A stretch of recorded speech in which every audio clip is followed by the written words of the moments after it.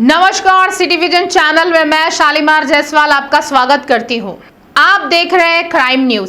Cyber criminal हर समय नए तरीके से अपराध को अंजाम दे रहे हैं।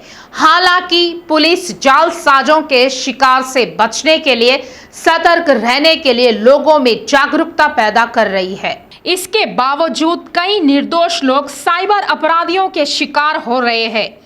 अब तक बैंक खातों से संपत्ति लूटने की घटनाएं होती रही है। वे फोन कर कहते हैं कि वे बैंक से बात कर रहे हैं और डेबिट कार्ड को अपग्रेड करना है। हाल ही में साइबर अपराधियों ने 5G के नाम पर धोखाधड़ी का नया हथकंडा शुरू किया है। आतंकी साजिश मामले में विशेष जांच दल जांच जारी रखे हुए है। पुलिस ने आरोपियों द्वारा इस्तेमाल किए गए फोन को बरामद कर लिया है और उनका विश्लेषण कर रही है। पता चला है कि भाजपा और आरएसएस के नेताओं को अब्दुल जाहिद, मोहम्मद समीउद्दीन और माज हसन ने हैदराबाद शहर में त्योहार को निशाना बनाकर नरसंहार की साजिश रची। एसआईटी और टास्क फोर्स पुलिस द्वारा गिरफ्तार किए गए आरोपियों को कोर्ट में पेश कर रिमांड पर भेज दिया गया। तीनों आरोपियों में अब्दुल जाहिद 22 साल से आतंकी गतिविधियों से जुड़ा है। महमूद समीउद्दीन और मजा हसन फारूक उनके भाषणों से उग्रवाद की ओर लोगों को आकर्षित करते रहे। वर्ष 2018 में आईएसआईएस में शामिल होकर सीरिया जाने को तैयार 2 लोगों को मुंबई एयरपोर्ट पर गिरफ्तार किया गया था। तीनों स्थानीय युवकों को अपनी ओर आकर्षित कर आतंकी संगठनों में भर्ती किया गया। पुलिस जांच ने पुष्टि हुई कि टेररिज्म के लिए फंडिंग पाकिस्तान से हो रही है। शहर में हथगोले कौन लाए, वे किस तरह से लाए गए, पुलिस इसके पीछे के मामले की जांच कर रही है। पाकिस्तान में छिपा 62 वर्षीय फरतुल्ला उर्फ अब्बू मोस्ट वांटेड आतंकी है। वह केंद्र द्वारा घोषित व्यक्तिगत आतंकवादियों की सूची में से एक है। सैदाबाद में कुर्मागड़ा उसका मूल स्थान है। गौरी एक अल्पसंख्यक संगठन में काम करता था और वर्ष 1981 में संगठन से बाहर आया। वह सऊदी अरब गया और वहां से वह लश्कर ए तैयबा और जैश ए मोहम्मद संगठनों में काम करता रहा। वह देश में कई बम धमाकों का मास्टरमाइंड था। हाल ही में गिरफ्तार अब्दुल जाहिद का भाई माजिद उसका निजी सहायक है, जो पाकिस्तान शिफ्ट हो गया है। जाहिद ने बांग्लादेशी दालिन को रहने की व्यवस्था की, जिसने वर्ष 2005 में टास्क फोर्स कार्यालय पर आत्मघाती हमला किया था। इस मामले में गिरफ्तार आरोपी वर्ष 2017 में जेल से छूटा था। 12 साल से जेल में बंद जाहिद बाहर आने के बाद वेल्डिंग की दुकान और सिलाई के कारोबार से अपने परिवार का भरण पोषण कर रहा था। जाहिद ने सोचा कि उसने आतंकवाद को पीछे छोड़ दिया है, लेकिन 2 साल बाद उसने पुराने संपर्क फिर से शुरू कर दिए। जैसे ही उसका भाई माजिद पाकिस्तान में उपलब्ध हुआ, उसने समान विचारधारा वाले युवाओं का चयन किया। पाकिस्तान की आईएसआई आतंकी संगठनों के इशारे पर अपनी गतिविधियों जारी रखे हुए है। उनकी गतिविधियों पर लगातार नजर रखने वाली केंद्रीय खुफिया एजेंसियों ने शहर की पुलिस को सतर्क कर दिया और आतंकी साजिश को नाकाम कर दिया। ग्रेनेड की भर्ती, परिवहन, विस्फोट की साजिश को रोकने के लिए आतंकवादियों ने काफी सावधानी बरती है। निगरानी एजेंसियों और पुलिस द्वारा पता लगाने से बचने के लिए एनाक्रिप्ट ऐप का इस्तेमाल किया गया। इसके माध्यम से वे समय समय पर कोड भाषा में संवाद करते थे। फिलहाल पुलिस एनक्रिप्ट ऐप में पाकिस्तानी आईएसआई आतंकी संगठनों के साथ शेयर किए गए कंटेंट और चैट की डिकोड करने का काम कर रही है। पुलिस उन लोगों को ब्यूरो जुटा रही है जिन्होंने इतनी बड़ी साजिश को अंजाम देने की मदद की है।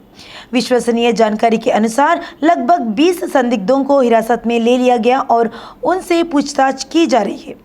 खबर है कि सेंट्रल इंटेलिजेंस एजेंसी और जांच एजेंसियों इस बारे में गहराई से पूछताछ कर रही हैं। पाकिस्तान से कश्मीर पहुंचे ग्रेनेड को शहर में कैसे और कौन लाया, इसके बारे में विवरण आ रहे हैं। पुलिस का कहना है कि वे युवाओं को उन मुद्दों से अवगत कराएंगे जो उन्हें इस तरह के आतंकवादी हमले करने के लिए प्रेरित करते हैं और उन्हें उस दिशा में जाने से रोकने के लिए कदम उठाएंगे। हाई कोर्ट के आदेशों का उल्लंघन करने वाले कई पबों के खिलाफ मादापुर एसओडी पुलिस ने कार्रवाई की है। अधिकारियों ने पूर्व में कितनी भी चेतावनियां जारी की हो, वे ऐसे कार्य कर रहे हैं जैसे कुछ हुआ ही नहीं हो। उप्पल बागायत में अज्ञात शव ने कोहराम मचा दिया है। करीब 40 साल की महिला का शव मिलने के बाद स्थानीय लोगों में दहशत का माहौल है। स्थानीय लोगों को एक छोटे से गड्ढे में एक महिला का संदिग्ध शव मिला, जहां बारिश का पानी जमा हो गया था। स्थानीय लोगों ने तुरंत पुलिस को सूचना दी। इसके बाद पुलिस घटनास्थल पर पहुंची और मामला दर्ज कर जांच कर रही है। शव को पोस्टमार्टम के लिए गांधी मोर्चरी में रखवाया गया है। माओवादी आलूरी उषा रानी ने तेलंगाना पुलिस के सामने आत्मसमर्पण कर दिया है। डीजीपी ने कहा है कि उन्होंने पिछले 31 साल तक माओवादी के तौर पर काम किया। गुंटूर जिले के तेनाली से उषा रानी के पिता भुजंग राव वर्ष 1985 में पीपुल्स वार में शामिल हुए। वर्ष 1995 में उन्होंने दंडकारण्यम क्षेत्रीय समिति के सदस्य के रूप में काम किया। हैदराबाद के ओल्ड सिटी में हवाला का बड़ा पैसा बरामद किया गया है। चंद्रायन गुट्टा चौराहे पर पुलिस ने 79 लाख रुपए जब्त कर लिए हैं। हैदराबाद के ओल्ड सिटी में हवाला का बड़ा पैसा बरामद किया गया है।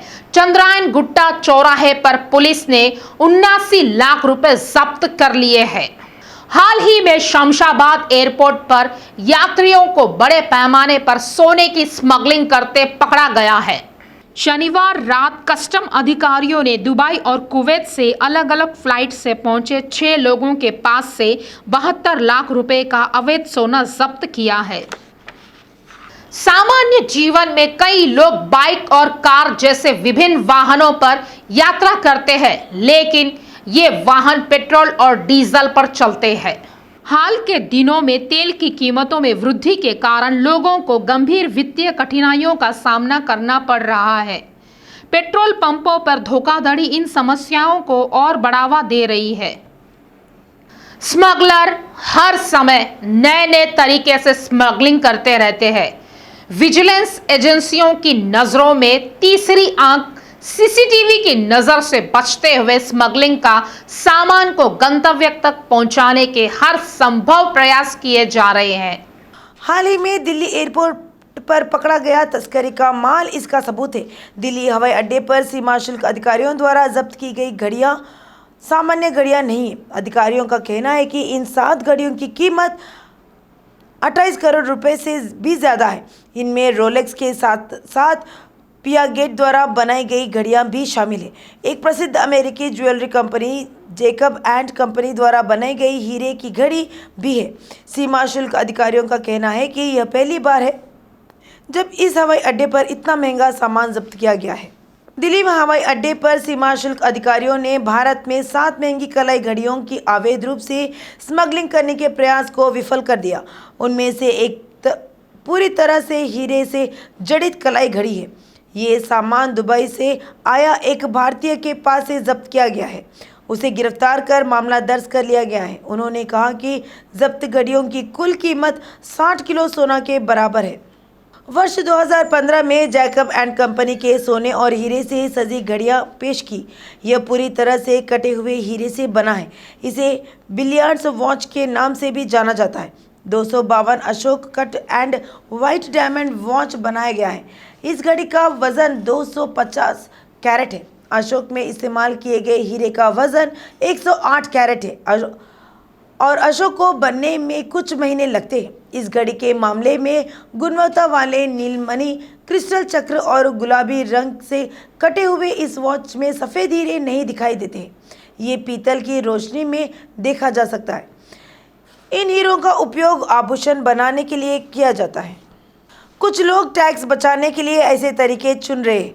लग्जरी सामान का अवैध रूप से ट्रांसपोर्ट किया जा रहा है, लेकिन कस्टम अधिकारियों के सामने उनका दाल नहीं गली। विदेशों से, विशेष रूप से खाड़ी देशों से कुछ यात्री अधिकारियों की आंखों में धूल झोंक कर नए तरीकों से ड्रग्स, सोना, विदेशी मुद्रा के साथ घड़ियों और महंगी वस्तुएं ला रहे हैं। सीमा शुल्क अधिकारियों की आंखों में धूल झोंक कर हवाई अड्डे से पार करने की कोशिश कर रहे हैं।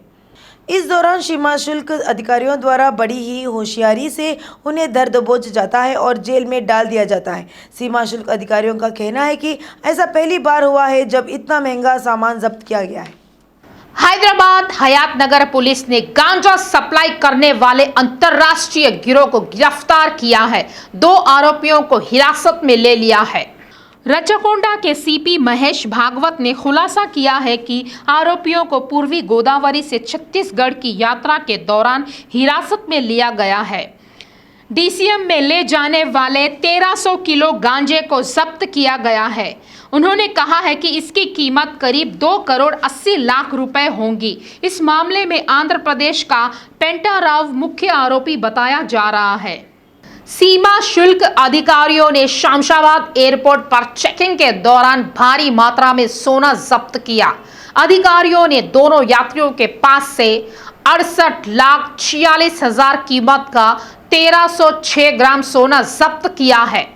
बैंकॉक से शमशाबाद आए भारतीय यात्री के पास से 865.6 ग्राम सोना और एक अन्य महिला यात्री के पास से 435 ग्राम सोना जब्त किया गया है। सीमा शुल्क अधिकारियों ने पाया कि अंडरवियर में छिपाकर पेस्ट के रूप में सोने की तस्करी की जा रही थी। एक अन्य व्यक्ति से 6,90,000 मूल्य की 69,000 विदेशी सिगरेट जब्त की गई और जांच जारी है। Crime news up to date के लिए देखते रहिए सिटी विजन लाइव। जुर्म से जंग जारी है, सतर्क रहने की अब हम सबकी बारी है। सतर्क रहिए, सुरक्षित रहिए। जय हिंद।